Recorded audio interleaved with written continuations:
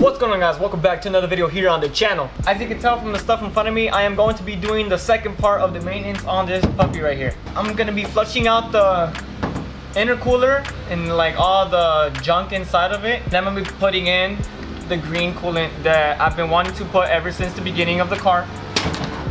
Or ever since I got the car. So if you guys do like this video, make sure to like and subscribe. It is drizzling just a little bit. I don't know why it's drizzling every time I'm fixing on my car.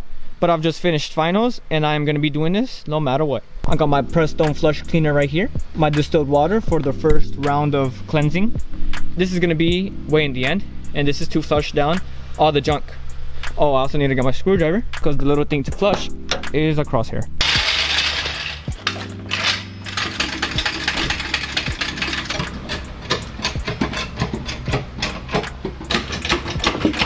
I'm gonna leave it like that. I don't really need that much space. I just need to drop this coolant down here so it's not that much room. That's all I need. So what I first want to do is I want to clean the actual reservoir right here. There we go. I'm gonna clean this real quick with a hose, pretty much.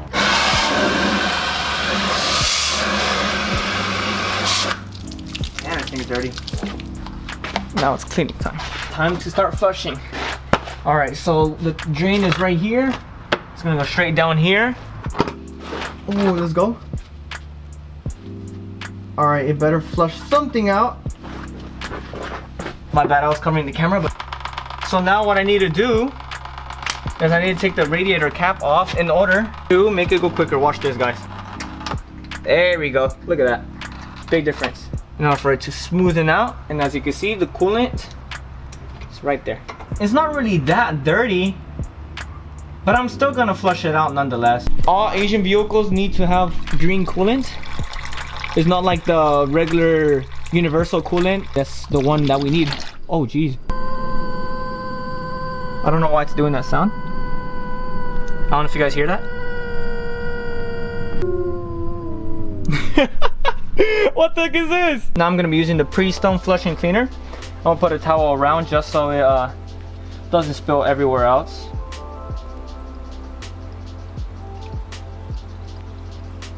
So this is pretty much like a little detergent for the car. Right after this, I'm gonna be topping it off with distilled water. Oh, perfect aiming, boy. Look at that. This is gonna be taking a while, so I'm gonna do a little bit of a time lapse.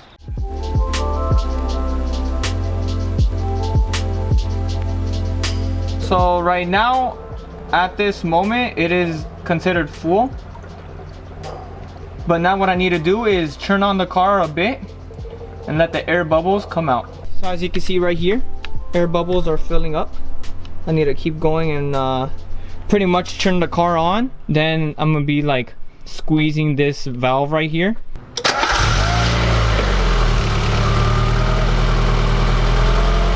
All right, now I need to top it off a little bit.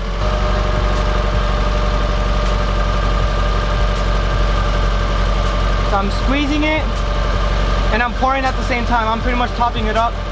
The detergent is foaming up right here. So now I gotta wait 10 minutes for it to run around the intercooler. And then 10 minutes later, I'm gonna leave the heater on for a straight 10 minutes. 2 hours later. I need to put my windows down because I'm not trying to overheat my car from the inside. So let's do it. There we go. And then the heater should start working. There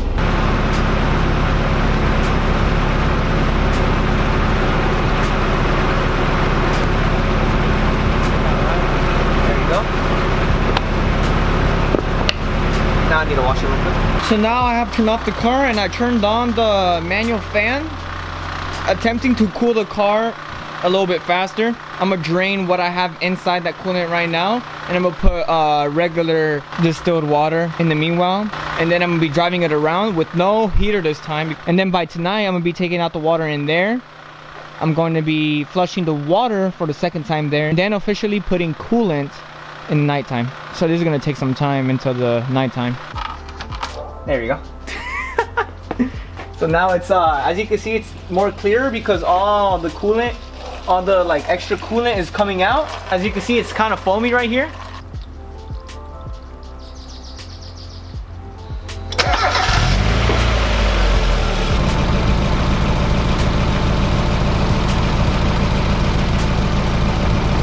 Alright, there you go.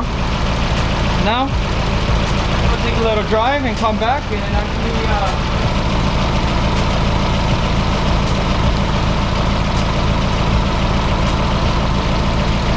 there you go. And then I'll be back in no time in order to change the cooling out once it completely cools down.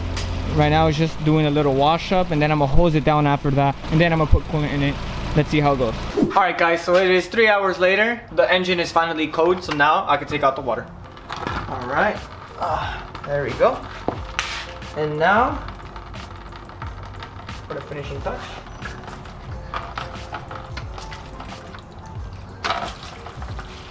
There we go, and now it's taking out all the gunk that was inside. So now what we gotta do, pretty much clean everything out. Let me see, let me aim it correctly.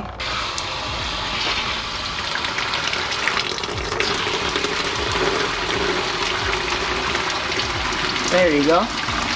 Slowly but surely taking all the goop.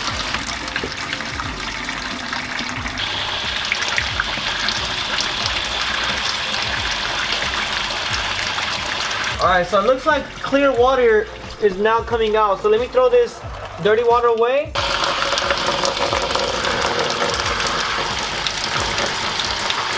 So as long as we can see like the clearliness of the water, then that means all the dirtiness and all like the sharpeners and all that is out.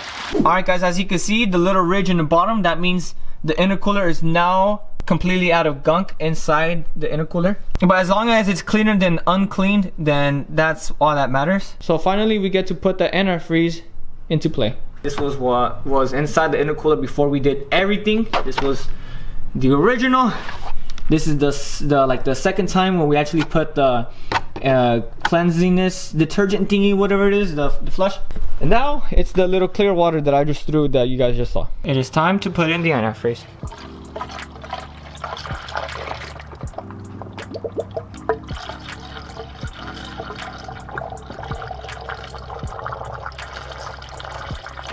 Now I could turn on the car and let's get her going. I'll put this inside before anything.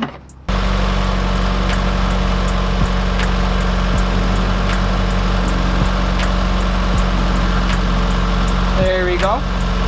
Now that means it is full.